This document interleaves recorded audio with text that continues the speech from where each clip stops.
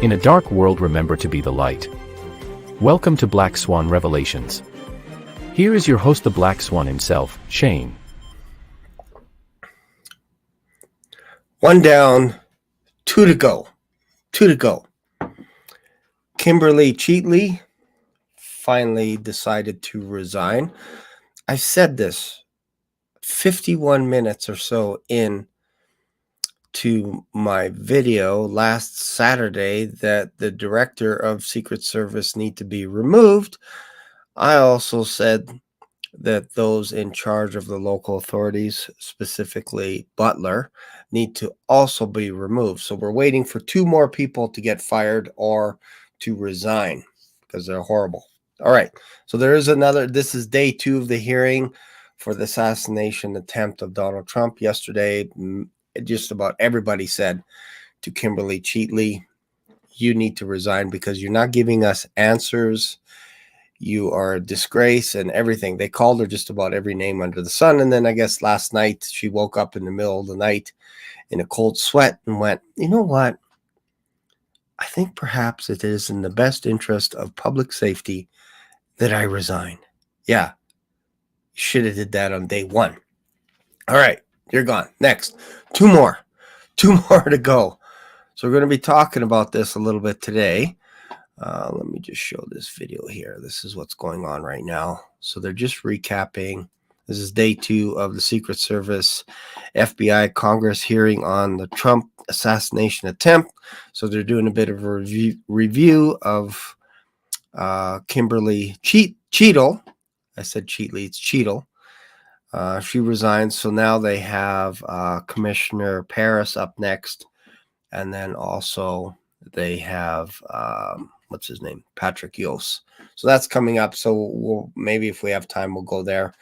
But I think it's important to know that there's a lot more going on with this assassination attempt on Donald Trump that they're actually telling us.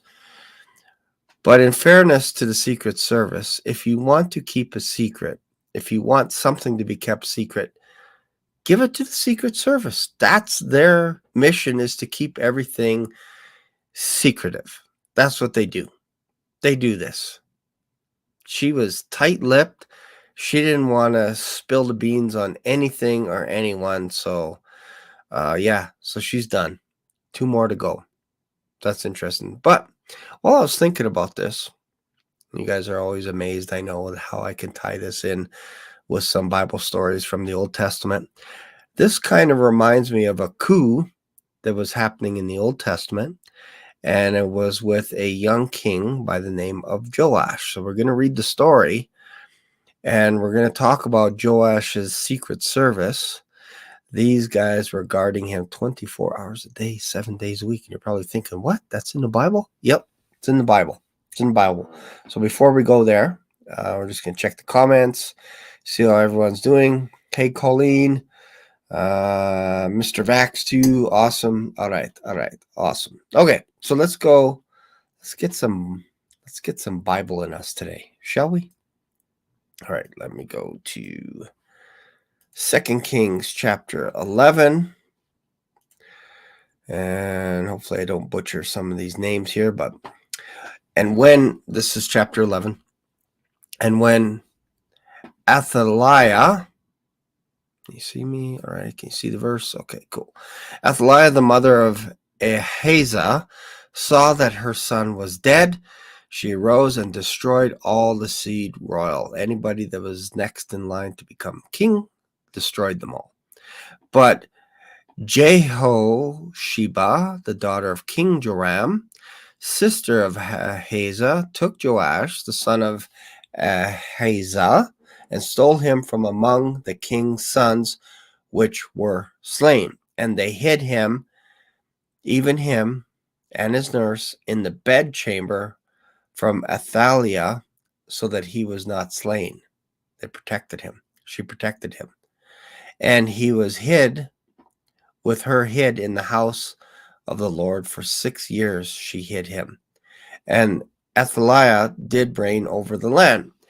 And the 7th year, Jehoiada sent and fetched the rulers over hundreds with the captains and the guards, and brought them into the house of the Lord, and made a covenant with them, and took an oath of them in the house of the Lord, that shewed them the king's son. So now the son is being revealed to these captains, and they were probably shocked that this guy was still alive. Shocked.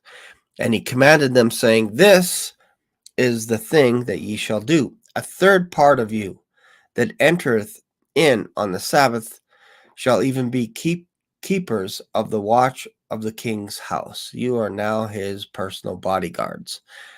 And a third part shall be at the gate of Sur, and a third part at the gate behind the guard. So shall ye keep watch of the house, that it be not broken down, so that the king will not get assassinated. He's only 8. And 2 parts of you that go forth on the Sabbath, even they shall keep the watch of the house of the Lord about the king. They're not leaving his side. And ye shall compass the king round about, every man with his weapons in his hand, and he that cometh within the ranges, let him be slain. And be ye with the king as he goeth out, and as he cometh in. Bodyguards. This is the king's secret service. And the captains over the hundreds did according to all the things that Jehoiada the priest commanded, and they took every man his men that were to come in on the Sabbath. So this is even on the Sabbath. They were protecting the king. With them that should go out on the Sabbath, and came to Jehoiada and the priest, and to the captains over hundreds did the priest give King David spears and shields that were in the temple of the Lord. And the guard stood, every man with his weapons in his hand, round about the king, from the right corner of the temple to the left corner of the temple, along by the altar and the temple. And he brought forth the king's son, and put the crown upon him, and gave him the testimony, and they made him king, and anointed him, and they clapped their hands, and said, God save the king. And when Athaliah heard the noise of the guard and of the people, she came into the temple of the Lord. And when she looked, behold, the king stood by a pillar, as the manner was, and the princes and the trumpeters by the king, and all the people of the land rejoiced and blew trumpets. And Athaliah rent her clothes and cried, Treason, treason. But Jehoiada the priest commanded the captains of hundreds, the officers of the host, and said unto them, Have her forth without the ranges, and him that followed her kill with the sword. For the priest had said, Let her not be slain in the house of the Lord. And they laid hands on her, and she went by the way which the horses came into the king's house, and she was slain there. Operation Cleanup. All right, that's kind of interesting, right? So they protected the king 24 hours a day, 7 days a week. All right, so here comes our question of the day. Let's see what it is. Why do you think there's so much hate spewed against Donald Trump by the voters, public? Do you think a lot of it is jealousy? Let's see. So I think it feels like there's a bit of a turnaround. Like you could almost pose an argument that it used to be where a lot of people hated him, but I think it's people that know their time is done. Their time to shine in the sun is done. It's over. There's I honestly believe in the next 3-4 months there's going to be a period of calling out.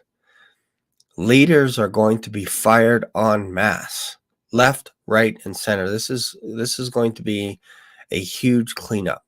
Anybody that is corrupt, lying, considered traitors to the country will be removed. This is what I believe is going to happen in the next 2-3 months. You can argue with me and say, no, the world's going to end and all this kind of stuff. And I get it. I understand. But there also feels like there's a clean sweep going on right now. If you're lying, if you're hiding information, you're done. You're done. That's it. It's over. We saw this yesterday with Kimberly Cheater, whatever her last name is, hiding information, didn't want to come clean, didn't want to say anything, protecting people.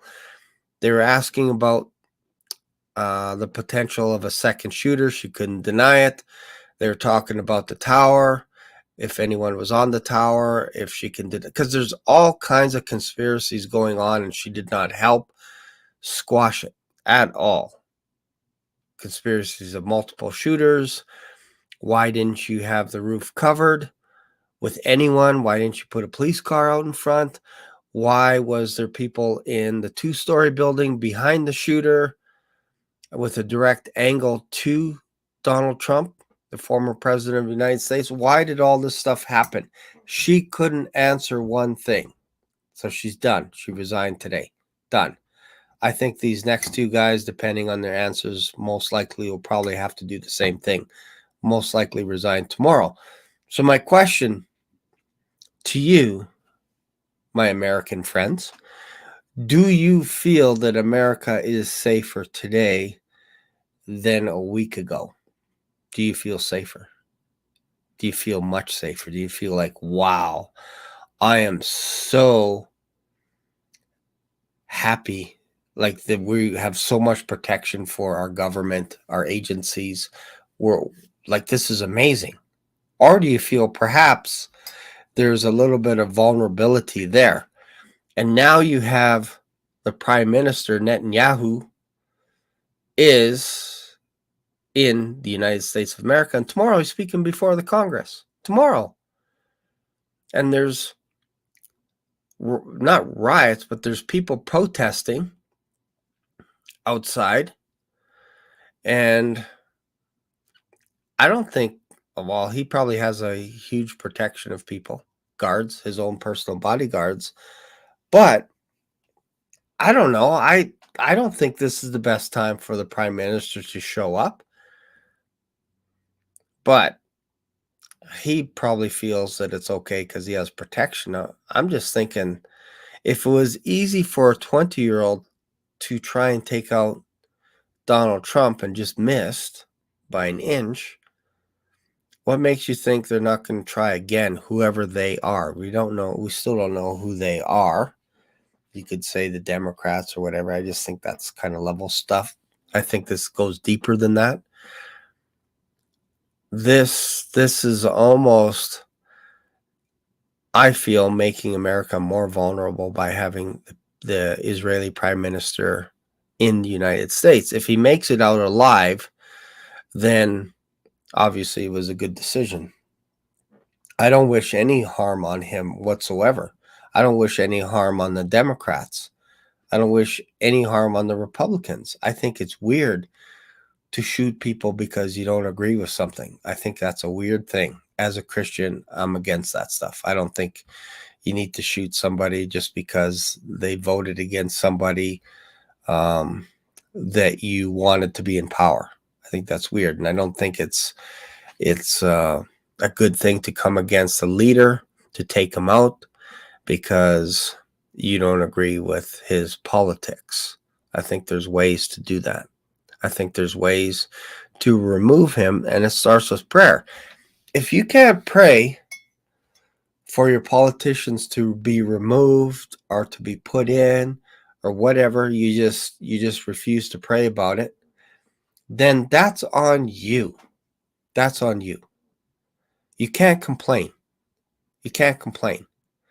If you complain about Donald Trump's policies and you don't vote and you don't pray that a righteous person would come in, that's on you. Same thing. If you voted for Joe Biden, that's on you. Joe Biden never hid what he was going to do.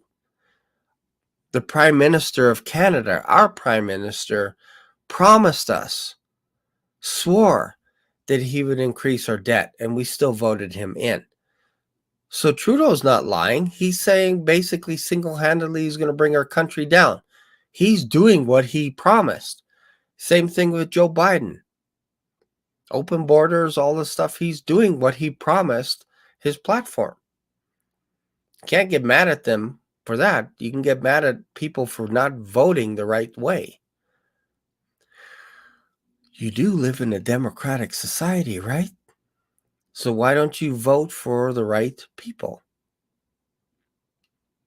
Don't go by looks all the time. Go by what they can do for the country.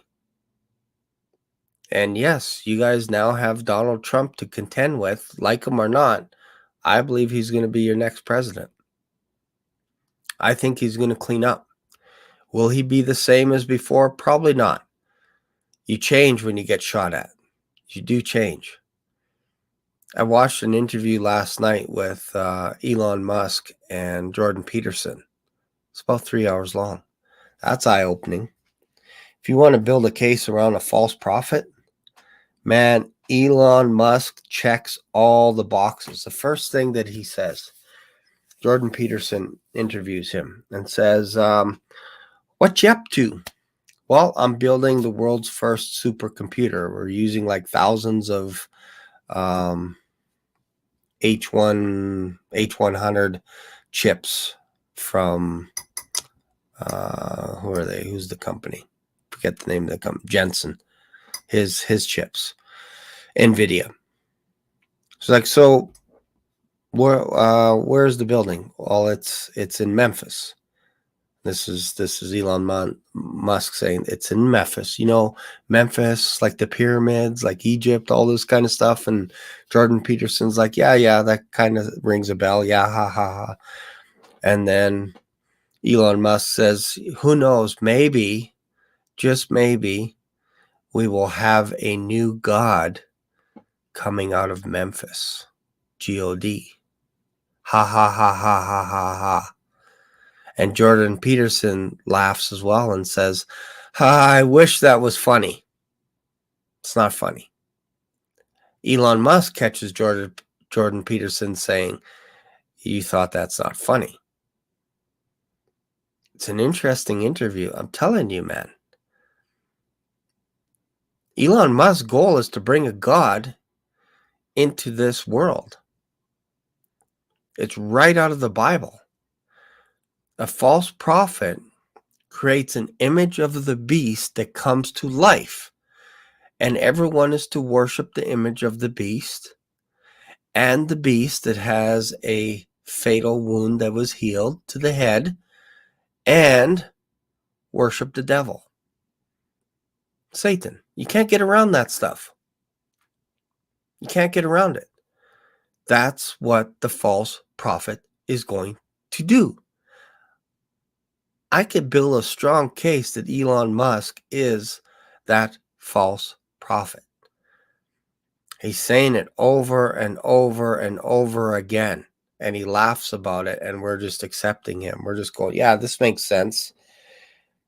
Basically, with Tesla, he has the world's first computer on wheels. That's what he's calling them.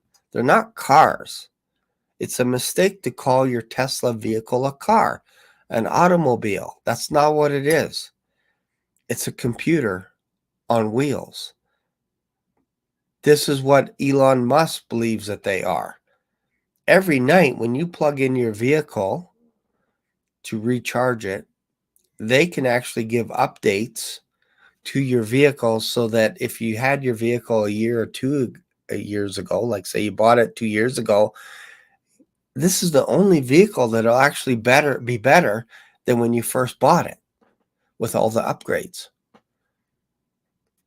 Something to think about. You're basically like, if you think this is just a phone and it's not a computer, you're crazy. Same thing with the Tesla automobile. They are making huge moves into artificial intelligence. I've shared in other videos the rankings. You can argue that Ukraine is first, Israel is second. You can toss them around between each other. And then the United States is third. Fourth is Great Britain. Canada is actually up there in the top 5, which is surprising. And then the UK And then obviously China's mixed in there at the top 5. Like they're all jostling for position. But Israel and Ukraine are the top 2, then US, then most likely China, Great Britain, and Canada would be like 3rd, all tied with 3rd. Yeah, don't underestimate Canada. We're working hard on artificial intelligence as well. But the difference with Ukraine is Zelensky is actually going to countries asking for money to feed artificial intelligence and drones. And I've said, like, probably my first video was keep an eye on Zelensky. I think Ukraine is going to come out on top. I still think that. I still think Ukraine is going to be a massive superpower. Massive superpower. But Elon is doing all kinds of everything he can to build the world's first supercomputer. I don't know how many of you people have actually read The Hitchhiker's Guide to the Galaxy. I've read that book probably when I was in high school or something. It was an amazing book. The answer to life, the universe, and everything that's in it. Do you know what the answer is? Put that in the comments. Do you know what the answer is to life, the universe, and everything that's in it? It's 42. It's 42. This book, the reason why I bring it up, is changed Elon Musk's life. Reading the book. He was bullied as a kid, suffered a near fatal head wound. Elon Musk suffered a near fatal head wound when he was a child. Almost died. Almost died. Why? They monkey stomped him almost to death. Bullies. Children. Bullied him. And he had to get reconstructive surgery to his skull. Interesting, right? I read his biography. It's not an autobiography. It's just a biography. It's someone else's opinion on Elon Musk. Elon Musk isn't quite happy with the author that wrote his first biography. He's not quite happy with it. He's like, that's his opinion. He has a right to his opinion, all this kind of stuff. But I think he has another book out. But yeah, it's interesting, right? Let me see if I have that book handy.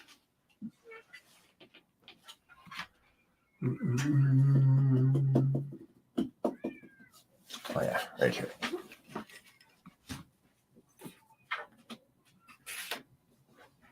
Have all these. It's kind of funny. All this stuff. All this. Got all this stuff here. I got all Trump's books. I read all his books. How to Get Rich. Think Big and Kick Butt. How to Think Like a Billionaire. Another rendition of Think Big. Think Like a Champion. I think I have 2 copies of that. Trump, Way to the Top, and then Elon Musk. So yeah, I do a lot of reading. A lot of reading. This book by Ashley Vance. Elon Musk doesn't agree with everything that he wrote about him. But the idea was when Ashley interviewed him, he said, I got to write it my way. I don't want to write it your way with your bias, your perspective. So Elon has been on record saying he didn't agree with everything that he said. Some things he did, but it's just kind of interesting. So yeah, his grandfather actually got kicked out of Canada as well, trying to form a coup to take over our government. So don't think we forgot about that as Canadians. So we're not just pushovers. We're not just pushovers. But yeah, his grandfather tried to form a national Tea Party. And I think it was, I want to say it was Trudeau's dad that kicked them out. It's kind of interesting. Pierre Elliott. I think he's the one that kicked out Elon Musk's grandfather, sent them to Australia, because he was a pilot. So he flew the family there. And then Elon, of course, was born in Australia and then wanted to go to university, wanted to live in America, couldn't do it. So then he moved to Canada. Not sure if it was his mom. Someone had connections in Canada, and he wanted to go to Queens for a little while. And then he was able to get transferred over to, where was it, in California? Can't remember which university he went to, but he had to do it via Canada. So again, don't think that we forget about this stuff so easily. So easily. Interesting, right? So yeah, his grandfather formed a bit of a coup. So don't think that Elon Musk couldn't do this kind of thing. Rumor has it that he's donating millions of dollars to Donald Trump. I heard 45 million because he's the 45th president of the United States, former president, and he's giving him $45 million a month, which is interesting, right? So yeah, lots of stuff going on, man. Lots of conspiracies. Like, I like conspiracy videos. I really do. I like them. Big Feet, the whole Big Feet family, Sasquish. I love all that stuff. The Abominable Snowman, all the conspiracies. I like all that stuff. But what I don't like is when government agencies just flat out lie, and they're basically feeding us conspiracies, because that's what we do. Is we come up, well, what about the tower? What about that roof? That looks pretty obvious. And we start hypothesizing how many shooters there could have been, when really the director of the Secret Service could have said on day one, within hours of the assassination attempt, okay, we're going to squash some stuff. Here's what we know. The guy's 20 years old, has an AR-15. Here it is. See? It's blood dripping down. Still has it. The gun's there. We took pictures of it. We've locked down this whole place. Everyone's cell phone is under investigation because we want to look at every image. As far as we know, the guy bought a ladder. He had a drone about an hour. We're keeping watch, but some of our communication broke down. We are firing people left, right, and center. Specifically myself, Kimberly. I am stepping down because I messed up. I didn't protect the president, but I just want you to know so that you have complete transparency and complete faith in the government. I am the first one to step down, and I'm passing all audio, all intel, all information, everything that I have will be passed to the next person, and I will answer any questions that you have. I will not pull any punches. Everyone is on trial. I think you can respect that. I think you can respect that and say, yeah, you know what? Thank you for your resignation. Thank you for your honesty. America has hope. But when you lie and you don't say anything, you allow us conspiracy people to start creating theories. And you don't want us to do that. So the quickest way to do that is to squash it right out of the gate. So these two next guys that are coming up, like I mentioned, what's their name? Commissioner Paris, Patrick Yoles. Let's just listen to it a couple of minutes. Let's see what they have to say. And I honestly believe in this book right here, Blink, by Malcolm Gladwell, that inside 1/100th of a second, you can tell if somebody is lying, if somebody's cheating, somebody's stealing. So let's just watch these two guys. And in the first minute or so, as soon as Kimberly spoke yesterday, I went, she's lying. She should be fired. It was like in less than a minute. I was like, yeah, she's not telling the truth. So let's just go to these guys and see what they have to say. And feel free to give a thumbs up if you think they're telling the truth. No, maybe don't do that, because if you put thumbs down on my channel, it'll be bad for my video. So don't put thumbs down. Just say agree or disagree. I agree with the guy or disagree. I think that's a better way. Don't put thumbs down, because you'll squash my channel single-handedly. All right, so let's go to these guys here. Let's see if they're lying or telling the truth. Let's go. Let's watch this here for a couple minutes. Off either a mass shooting or an assassination of Donald Trump. Sir, again, there was clearly a breakdown Right. and a failure that day. Right here. Rooftop to remain as. All right. Once we get audio, Had should be anybody or the deputies that were also provided, the local guys. I would be remiss at this point to say I knew an Okay, exact okay. listing of everyone in that command The, post. the sheriff yesterday told us he did not. Would you expect him to have had somebody there?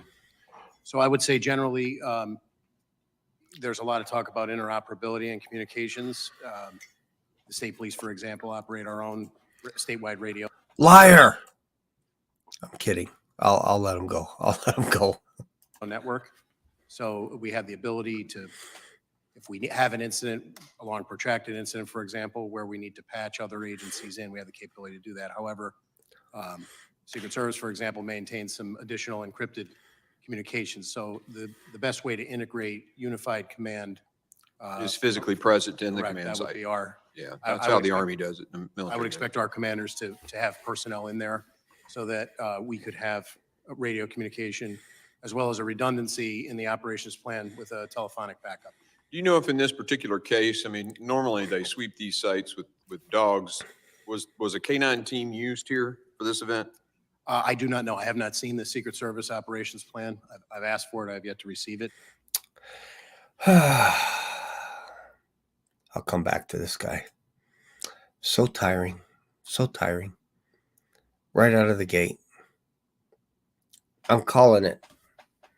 Within a minute, I'm like, this guy's lying. He's lying. Right out of the gate. Calling him on it. I want to see what the next guy says, but it's only been a minute. And I'm like, you're lying. How bad am I? I'm bad, right? Calling this guy a liar right out of the gate. Feels like he hasn't read any of the reports yet. And he just showed up yesterday. Over a week it took him to get to Butler. That was not good for Kimberly. She should have been there on day one, maximum day two the next day. Nobody can fault her for showing up the next day. But she never went. At least this guy went. So let's go back to him. Let's go back to this guy. I'm already suspicious. I'm already suspicious of this guy. So let's go back. I did double check. That was something that PSP could typically offer to the Secret Service if they requested it. And I did verify that in this event, we did not provide any dogs. Okay. As I understand it, there wasn't one, but you'd expect one in a situation like this. So I want to be clear that when the Secret Service interfaces with the state police for whatever protectee and level of protection they're endeavoring to provide, the Secret Service is the lead agency. So as per the earlier statement of 18,000 law enforcement agencies across the United States, it would be very difficult, I would assert, for the Secret Service to operate all across the United States and have each individual agency telling the Secret Service how the operation should be run. They're the lead agency. If that was something that their protocols called for during the initial meeting when preliminary steps and agencies were brought together, that would be something that would be discussed typically. The AGR building, did your guys on the ground there ever voice concerns to the Secret Service for not putting somebody on that building? So I suppose the best sequence of events that I can give you is that PSP was notified by email on July 5th about this event. There was an initial planning meeting where we had commanders present on Monday, July 8th. So over Tuesday the 9th and Wednesday the 10th, those commanders that we designated, basically our orders are from the front office, my team on down. You know, we work collaboratively with the Secret Service, collaborate, give them what we can. The final walkthrough occurred on the 11th. Present at that meeting were the two commanders that were tasked with both staffing the security checkpoints on the interior of the secure perimeter, as well as the commander who was going to be in charge of the motorcade. But in addition to that, a PSP area commander was on that walkthrough. holding the rank of major. Could you share a little bit of insight? I appreciate the timeline, but could you share a little bit, because I only have about a I minute. apologize. Yeah, the specific to the AGR building. So on that walkthrough, our area commander asked specifically who was responsible for the AGR building, and we were told that Butler ESU was responsible for that area by several Secret Service agents on that walkthrough. Okay. All right. One last quick question. Real quick, I mean, I'll let you comment about it. The slope of the roof, would that have prevented a sniper from being up there? I don't believe so, sir. Okay, thank you. I yield. I now recognize the ranking member for his 5 minutes of questioning. Thank you very much. Commissioner Parrish, you talked about your tenure with the Pennsylvania State Police. Have you worked other events where a presidential candidate or the president has come to Pennsylvania? Yes, I have, sir. So this would not have been an unusual occurrence to participate. I ran the numbers. We typically do about 20 missions a year, the low 20s a year in a regular year. We're already in the low 20s this year, being an election year. So our commanders in the field who interface with the Secret Service to plan and provide support are on a routine basis. I wouldn't say an everyday occurrence, but a fairly routine basis. Okay. So can you walk us through the Pennsylvania State Police's interaction with the Secret Service? You kind of started off giving us from the point of contact that an occurrence was about to happen. Was there anything particular about the Butler, Pennsylvania event that stands out as regular, irregular, or anything? I would say, not to my knowledge, based on our discussions with our commanders who planned it, it progressed along a normal timeline. They attempted to give the Secret Service, and I believe provided the Secret Service with everything they were requested. So your role on that day in terms of the state police was what? So I would classify it as in a support role, and the two main areas of responsibility for the state troopers that were assigned that day were those participating in the motorcade to get former President Trump from his point of landing to the venue in Butler County and back, with several other additional entities that were requested by the Secret Service. And then on site, we had to staff security posts that were determined by the Secret Service. All of those posts were inside of the secure perimeter of the Butler County Farm show. I guess I was one of those individuals who traveled to Butler. Just for my information, have you had any interaction with the FBI or anything as they look into the investigation as to what you or your men observed on that day? Yes, we're conducting an investigation largely in concert with and parallel to the Bureau because the actions of crooks have federal legal implications and state law implications. Okay, thank you. President Yost, in your comments, you talked about the need for communication. You talked about FirstNet. And so we have federal, state, and local law enforcement at an event like what we're talking about in Butler. But in our conversation with some of the locals, not state police, but the sheriff's department and the chief of police in Butler yesterday, those individuals did not have communication with actually state police or Secret Service. Would that, in your professional opinion, be a vulnerability for managing an event like this? Well, I think we can go back to 9/11 when we identified at that time that the interoperability of different agencies to be able to communicate really was a hindrance. There's an infrastructure in place now to address these interoperabilities, but at the same time, they're not always utilized in every event. I do not have any direct knowledge whether that was the issue here, but I can tell you it is a common issue in law enforcement and ability for our agencies not to be able to communicate. Not that the technology is not necessarily there, it's because that they're not always incorporated. Yeah, you know, we passed legislation mandating, obviously, FirstNet interoperability, and we tied funding to make sure that that happens. But here we are, looking at this situation, and we picked up some valuable information that It's interesting that this gentleman just finished saying that they don't have currently. He's not saying that they don't have the technology. It's just that they don't use the technology to be able to communicate with each other. I'm in charge of the parking team at our church. Granted, on any service, we're probably getting, I don't know, 300 cars, 200 cars, something like that. Depending if it's Easter or Christmas, you can get more or less. And we use radios. Why? Because it's easier to communicate with people when you can't see them. So I can tell people, hey, this side is full. Can you send people to the back? And people at the front of the church can say, this side is full. We're sending them over to you, vice versa. We use radios.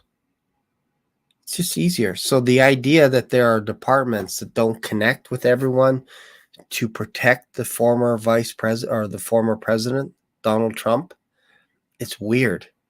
It's weird. It's a weird thing to admit when you're paying billions and billions of dollars for the protection of government agencies, if you will, to not use that technology. You can put a drone up. You can have as many radios as you want. You can actually, if you don't want to talk to the FBI, which the FBI should be listening in on all conversations there at the rally, like when it comes to the Secret Service, all this stuff, switch it from Secret Service to the state police, and then switch it to some other channel. You got like multiple channels. It's easy. So if I don't want to talk to the parking control, I can have another radio that's on the inside, and I could switch channels so that only we talk to people on channel 7, but channel 6 doesn't hear our communication. So you could still have everybody on channel 6 is Secret Service. Everybody on channel 5 is the city, the state police, whatever, from Pennsylvania. And then you can have on channel 4 Butler. And then channel 3, you can have Donald Trump's immediate people that are in charge of the motorcade or whatever. And then channel 1 could be the FBI. Channel 2 could be Kimberly listening in on all this, and she could be just switching the channels. You don't need to be there. But I just saved you guys billions of dollars just by teaching you how to manage a radio. It's easy. It's easy. All right, so let's go back. Let's continue here. This is getting interesting. we're still not where we need to be on that.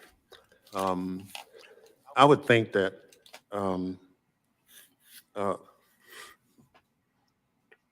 Colonel, the role of the state police is invaluable, but it appeared in talking with some of the local officials, as you say, it's just, you're not primary, you're kind of secondary in that role, that we need to somehow, as a committee, look at how do we enhance the overall mission so that we have no gaps. So I look forward to the work of this committee, identifying the gaps, look at the after action review to close those gaps. So just to tell you one, Butler, Pennsylvania has no permitting process for events of that size. So you can announce it and hold it, and local government doesn't really have anything to do with it. And we were assured by local government that they would try to fix that. That they said we have to be more involved in events of this size, so that if this was not the best venue, then that permitting could have gotten engaged and suggested an alternate venue, those kind of things. So thank you very much. I yield back. The gentleman yields. I now recognize Chairman McCall for 5 minutes questioning. Thank you, Mr. Chairman. And I want to thank you for the site visit that we had at Butler, Pennsylvania yesterday. It was very eye-opening, educational. I agree with the ranking member's comments in terms of, after 9/11, after 9/11, connecting the dots and federal, state, and local working together was the answer. I led a joint terrorism task force when I worked at the Department of Justice, and I also was involved in national security events, so I kind of know how these things. That's actually an interesting point that I didn't think about until now, is after 9/11, the problem was the FBI, the CIA, they weren't talking to each other. They weren't on the same page. You couldn't communicate with each other.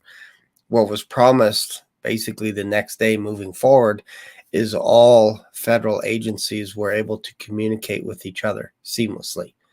Now we're being told that there's still a gap, 20 plus years.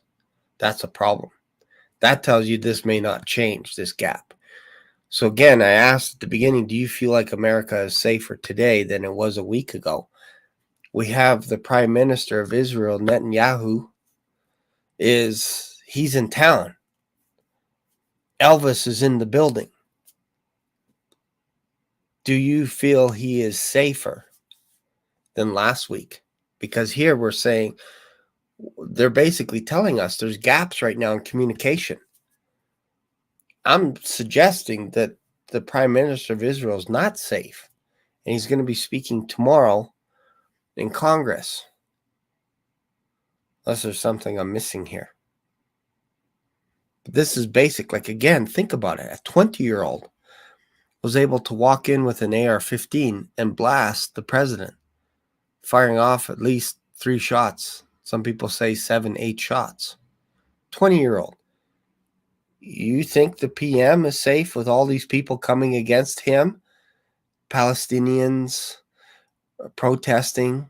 You think he's safer? They know the hotel he's staying at, and they're actually announcing on news which roads are being closed leading up to tomorrow, meaning the roads open.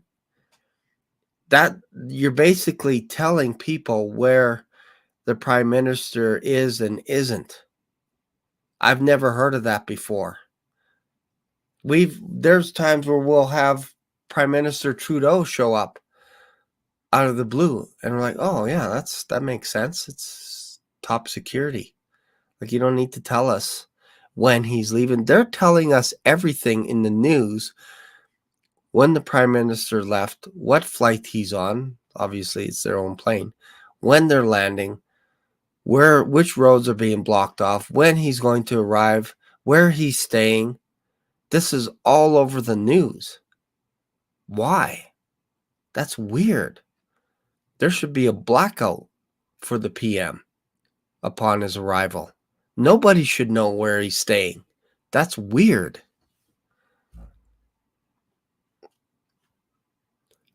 Yeah, so lots of security breaches right now for Netanyahu. I'm telling you, man, I don't feel good about this right now. I don't feel good about this, about the protection of the Israeli Prime Minister. Just watch the news, watch all the not riots, but watch all the protests going on. There are people that don't like him, and he's here when the United States of America actually is less safe, and the Secret Service just resigned. The director of Secret Service resigned this morning. So you need a replacement, and there's so much going on right now.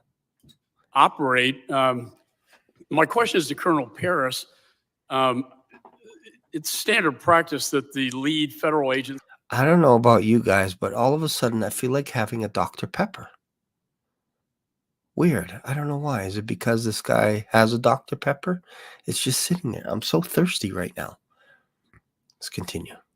He will come in and meet with the state and locals regarding the security plan before the event, prior to the event. Sir, did you participate or did your department participate in that? So I did not participate. As I stated earlier, there were two commanders dedicated to those two primary roles, the motorcade and the. You know, I'm not good at body language. But when you're doing this, every time you have to speak, oh no, I wish they didn't ask me that question. No, I wasn't there. Did you read the report? No, I didn't read the report. Like, how many times does a person have to blink before you start calling them a liar? Liar. It's kind of like, you know, when there's a box of dad's cookies in the closet and you're home alone all day and your wife comes home and says, "Did you eat dad's cookies?" And you stand there, you can do a couple of things. If you go like this, you're lying.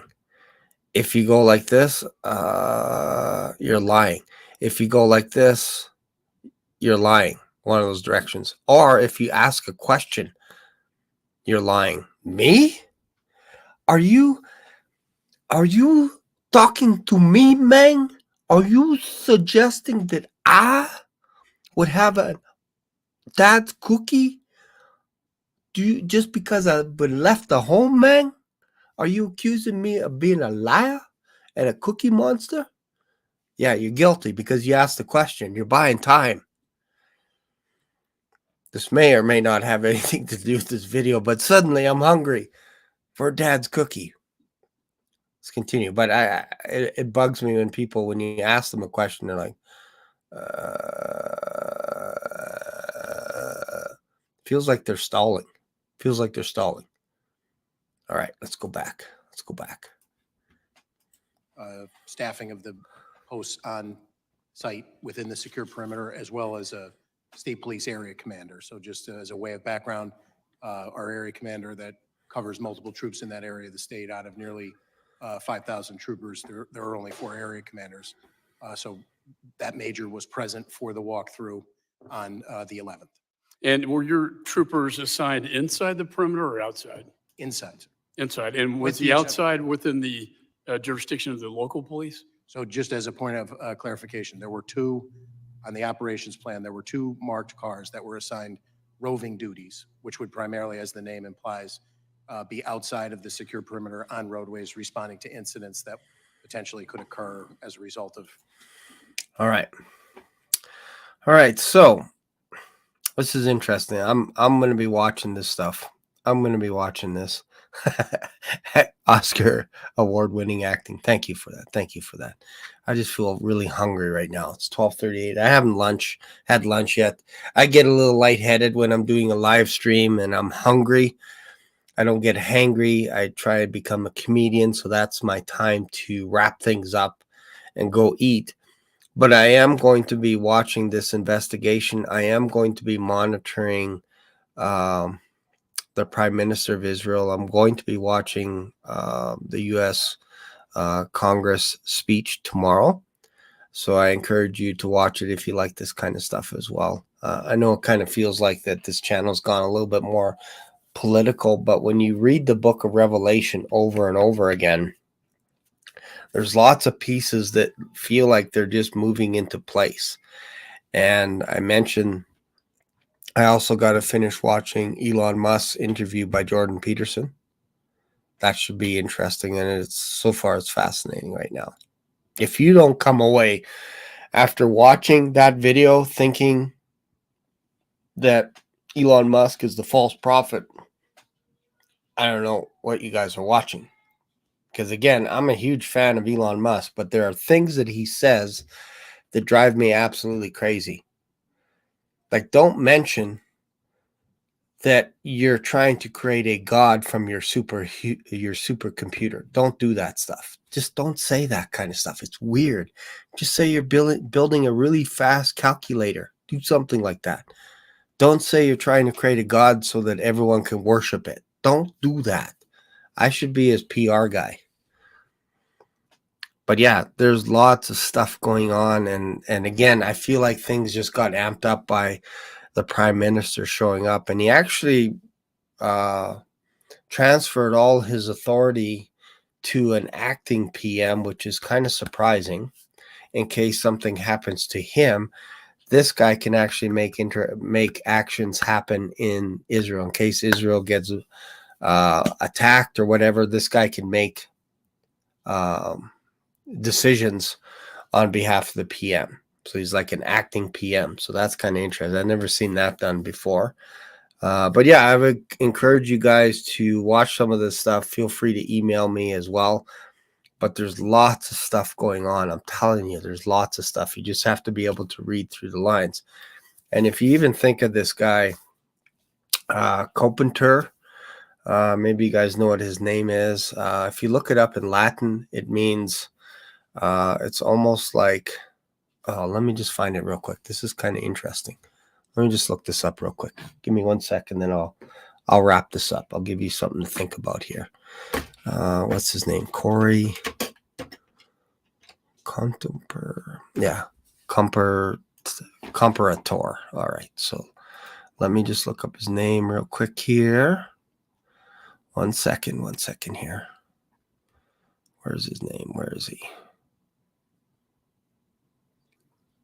Where'd it go? All right, Comparator. Okay, copy. Let me go to Latin. Let's see what his name means in Latin. This is how I figure this stuff out. Let's see what it says here. Compare all certain. Let's see.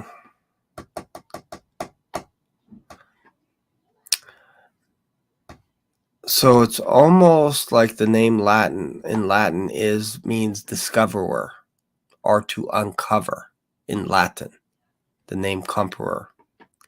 So I know it's not a direct word to Latin, but the closest you can get to that word Comparator in Latin means to discover, to uncover. It's almost like they're telling you to look into this. If nothing else, from a spiritual perspective, there's something else going on underneath all the layers. And I'm not trying to say that Corey didn't get killed or anything like that. It's horrifying. I don't think he knew what hit him because the shooter shot him and 2 other people. It's travesty. It's horrible what happened. But there's also things going on behind the scenes that there's puzzles that you have to piece together. And it feels like this is all leading up to November 5th. It's all leading up. So anyways, I got to leave as well. Thanks for watching. Hope you guys enjoyed this. And I will see you in another video, most likely tomorrow. See you later. Black Swan Revelations here on YouTube brought you today's mind-bending journey. Dive into the discussion, your comments, questions, prayer requests, and powerful testimonies of Jesus' love are what fueled this community. Did today's episode hit home? Smash that like button. New here? Subscribe and ring the notification bell so you never miss a live stream or a video upload. Thanks for being part of today's adventure. Catch you in the next video, or maybe even in the clouds. Stay curious, stay blessed.